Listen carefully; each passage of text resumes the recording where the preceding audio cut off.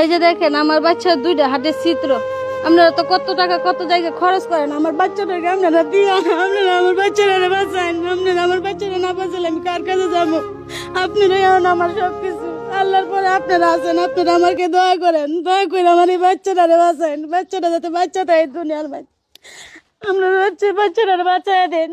দর্শক, একটা মা কতটুকু অসহায় হলে পরে এই যে দেখেন বাচ্চার হাড়ের ছিদ্র দেখে মানুষের সামনে এসে কান্না করতে পারে। ভাই আপনাদেরকে বারবার বলবো, আপনারা অনেক মানবিক কাজ করেন, এই ভিডিওটি এত পরিমাণে চড়াবেন। দেখেন এই যে ব্যথা উঠলেই কান্না করে, ব্যথা উঠলেই কান্না করে। এই যে দেখেন সে মানে একটা অসুস্থ বাচ্চা পুরো পরিবারটিকে অচল করে দিছে। আপনারা জানেন আল্লাহ নাকি গরিবকে রোগ দিয়ে পরীক্ষা করে। আমি বলবো আপনারা ভাই এই ফেরেশতাটারে আপনারা সাহায্য করেন, আপনার এই সাহায্যটা বিফলে যাবে না, ঠিক আছে?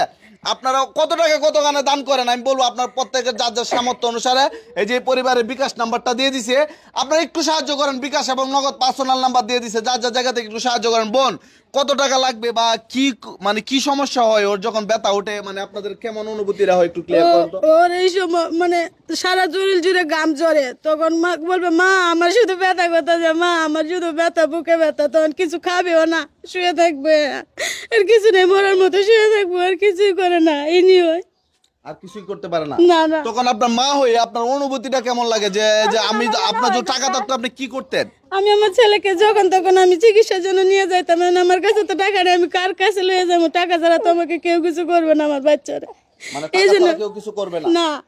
তো যাই হোক, আসলে টাকা ছাড়া আসলেই অপারেশন হবে না। আমি আপনাদেরকে বলবো আপনারা ভাই প্রত্যেকের জায়গা থেকে একটু সাহায্য করবেন এই বাচ্চাটা যাতে অপারেশনটা হয়ে যায়। তো আপনার কি মানে এই জিনিসটা কি জরুরি, মানে ওর কি এমন ওর কি সমস্যা দেখা দিচ্ছে এখন ডাক্তার কি বলছে কতদিনের ভিতরে অপারেশন করতে হবে? এই যে ফুসফুসির প্রেসারটা ওর 10 থেকে 11 থাকবার কথা, ওই জায়গায় 61 বেড়ে গেছে। মানে 11 জায়গাতে 61 হয়ে গেছে? জি। কত হলে মানে গুরুতর অবস্থা হয়ে যেতে পারে? এই যে 80 থেকে 90 হইলো, মানে হ্যাঁ অবস্থায় অনেক খারাপ হয়ে যায়, হাসপাতালে ভর্তি হতে হবে। জি জি। তো দর্শক, তো বলবো এই যে দেখেন একটা মা সন্তানরে কোলে লয়ে আয় আপনাদের কাছে হাত পাততাছে, ঠিক আছে? একটা মা মানে কতটুকু অসহায় হলে পরে মানে সোশ্যাল মিডিয়ার সামনে আইসা মানুষের কাছে এক ধরেন ডিজিটাল ভিক্ষা যেটা বলে, এটা অনেকে বলে যে ভিক্ষা চাইতেছে।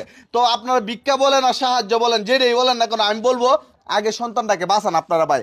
আমরা যাতে শুনি আমাদের ভিডিও আপনার লক্ষ লক্ষ মানুষ দেখেন, এই ভিডিওটা এত পরিমাণে শেয়ার করবেন, এই মায়ের চোখের পানিটা যাতে প্রত্যেকটা পানি যাতে 1 লাখ টাকার উপরে মূল্য হয়, ঠিক আছে? এত পরিমাণে আপনারা সাহায্য দিবেন যাতে এই মায়ের চোখের পানিটা যাতে বিফলে না যায়।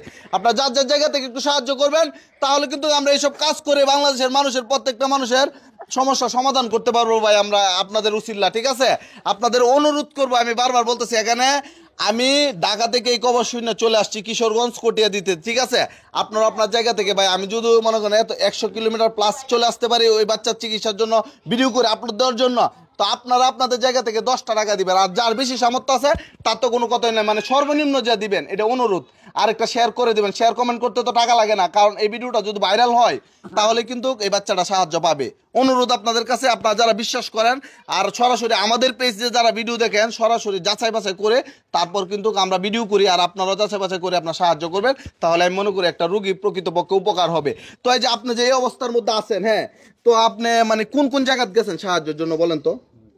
আমি কারো কাছে গেছি না, আমি টিউনি সাহেবের কাছে গেছিলাম, পরে ওই পারভেজ ভাইয়া দেখা পাইছি, ভাইয়া যারা আপনার কথা বলছে, তারপর আমি এই যে সাধারণ ভিডিও ভাইয়া করছে, করার পরে বলছে যে আপনি আসবেন, তারপরে ভিডিও হবে।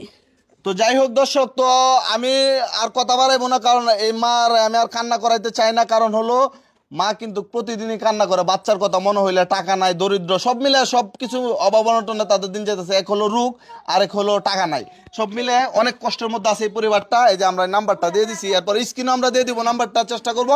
তো আপনার যার যার জায়গা থেকে সাহায্য পাঠাবেন। অনুরোধ আপনাদের কাছে ভাই, এই ভিডিওটি যাতে সর্বোচ্চ পরিমাণে ভিউ হয় আর সর্বোচ্চ পরিমাণে যাতে তারা অনুদান পায়।